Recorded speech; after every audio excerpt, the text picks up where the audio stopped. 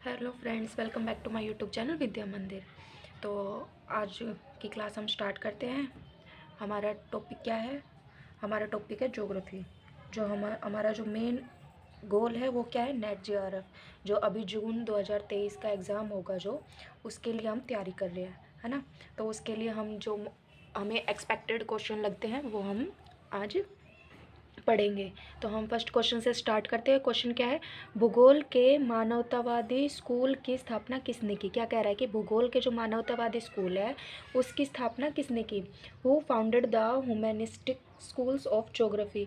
तो किसने की थी? तो ये की थी वाई.एफ. तुआन ने। ठीक है, याद रखना, जो भूगोल के मानवतावादी स्कूल है उसकी जो स्थापना है वो किसने की थी? तो वाई.एफ. तुआन ने की थी।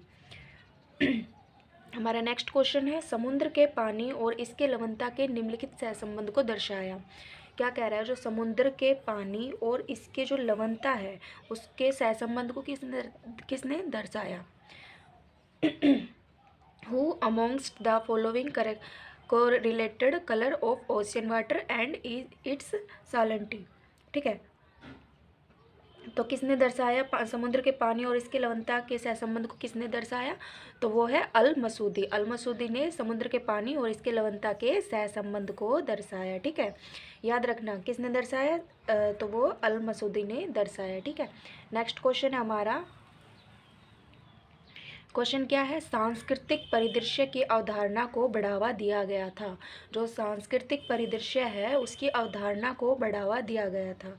The concept of cultural landscape was promoted by. तो किसने दिया था सांस्कृतिक परिदृश्य की अवधारणा को बढ़ावा? किसने दिया था? किसने प्रमोट किया था? तो वो है कार्ल सॉयर। जो कार्ल सॉयर है उसने जो सांस्कृतिक परिदृश्य है, कल्चरल लैंडस्केप, तो उसकी अवधारणा को बढ़ावा दिया। Promoted by Carl Sauer. ठीक है, नेक्स्ट क्वेश्चन है हमारा। क्वेश्चन क्या है? अभी इसमें हमें मैच करना है। ठीक है, क्या करना है? हमें इसमें मैच करना है। क्वेश्चन को पहले आप ध्यान से देखो कि क्या लिखा है, फिर मैं बताती हूँ।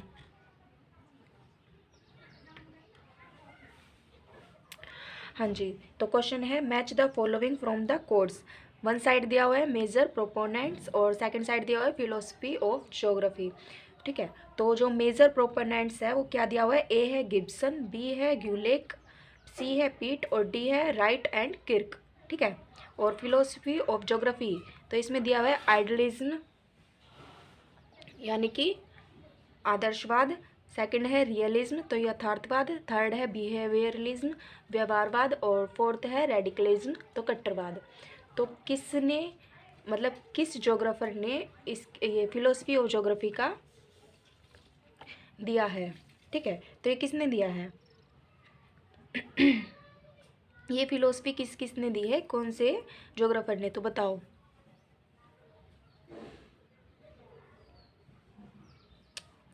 ठीक है, तो इसका जो राइट आंसर है वो जो ए है हमारा गिब्सन। तो गिब्सन ने कौन सा दिया है? तो गिब्सन का आएगा सेकंड यानी कि रियलिज्म यानी कि यथार्थवाद। जो यथार्थवाद का फिलोसफी है वो किसने दिया था? तो वो गिब्सन ने दिया था। बी है ग्यूलेक, तो ग्यूलेक ने कौन सा दिया था? तो उसने दिया था आइडियलिज्म। ठीक है, यानी कि आदर्शवाद। जो आदर्शवाद का है वो ग्यूलेक ने दिया था। और जो सी है पीट, तो पीट ने कौन सा दिया था? तो पीट ने दिया था रेडिकलिज्म यानी कि कट्टरवाद। कट्टरवाद की जो फिलोसफी है वो किसने दी थी? तो वो पीट ने दी थी। और डी है हमारा राइट एंड किर्क। तो राइट एंड किर्क ने कौन सा दिया था? तो वो बिहेवियरिज्म यानी कि व्यवहारवाद। ठीक है, तो व्यवहारवाद की जो फिलोसफी है वो किसने दी थी? तो वो राइट एंड किर्क ने दी थी। ठीक है, ये हमारा क्वेश्चन है। इस तरह के ही क्वेश्चन आते हैं ज़्यादातर नेट में। ठीक है, आते हैं हम नेक्स्ट क्वेश्चन पर। तो हमारा नेक्स्ट क्वेश्चन क्या है? किसने भूगोल को एक कालानुक्रमिक विज्ञान के रूप में परिभाषित किया? Who amongst the following defined geography as a chorological science. तो किसने भूगोल के कालानुक्रमिक विज्ञान, ठीक है, कालानुक्रमिक विज्ञान जोरोलॉजिकल साइंस विज्ञान के रूप में परिभाषित किया? तो किसने किया था? तो वो हैटनर ने किया था। ठीक है, हैटनर ने क्या किया था? हैटनर ने कालानुक्रमिक विज्ञान के रूप में परिभाषित किया था भूगोल को। ठीक है, याद रखना। देन आते हैं हम नेक्स्ट क्वेश्चन पर। हाँ जी, तो नेक्स्ट क्वेश्चन क्या है हमारा? नेक्स्ट क्वेश्चन है कालानुक्रमिक क्रम में सही क्रम कौन सा है? क्या कह रहा है? कालानुक्रमिक क्रम में सही क्रम कौन सा है?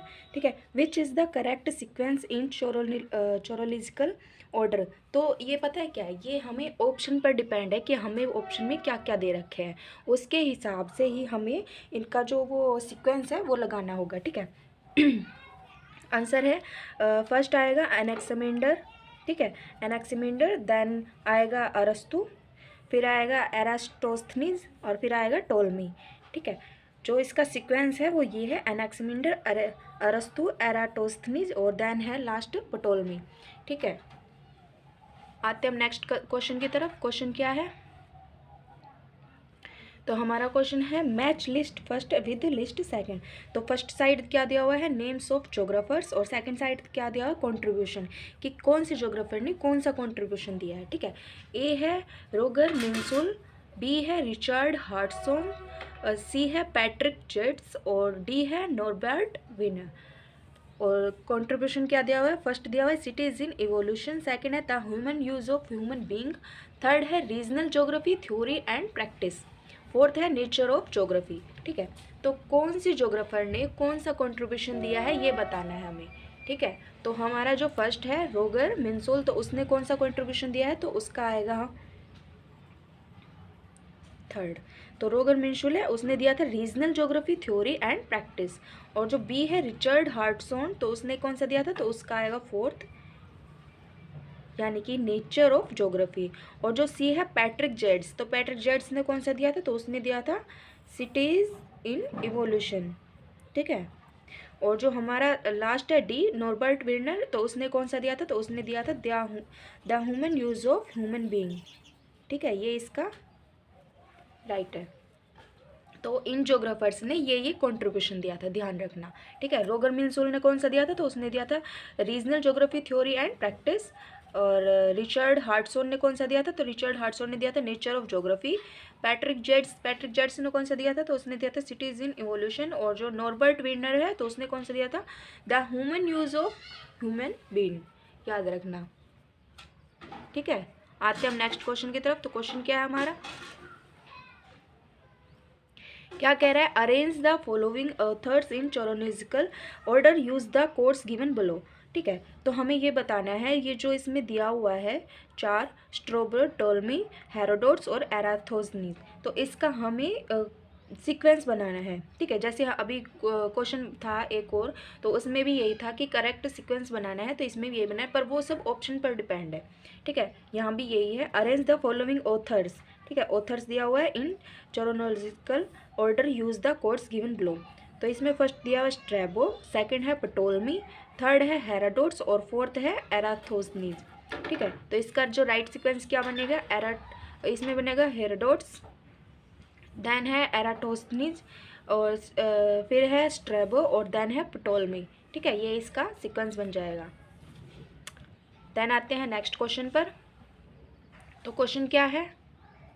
हाँ जी, तो क्वेश्चन है रिटर के अनुसार भौगोलिक तथ्यों में से कुछ को वैज्ञानिक रूप से नहीं समझाया जा सकता। क्या कह रहा है?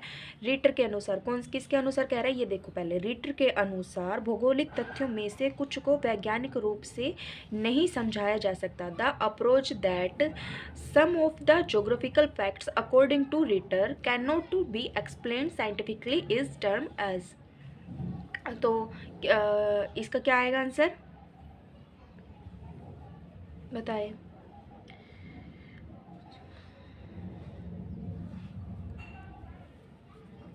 तो इसका जो राइट आंसर है वो है टेलोलॉजिकल। ठीक है, क्या आंसर है इसका? तो इसका जो राइट आंसर है वो है टेलोलॉजिकल, टेलीलॉजिकल। ठीक है, तो ये हमारा लास्ट क्वेश्चन था। आज की क्लास यही ख़त्म करते हैं। ठीक है।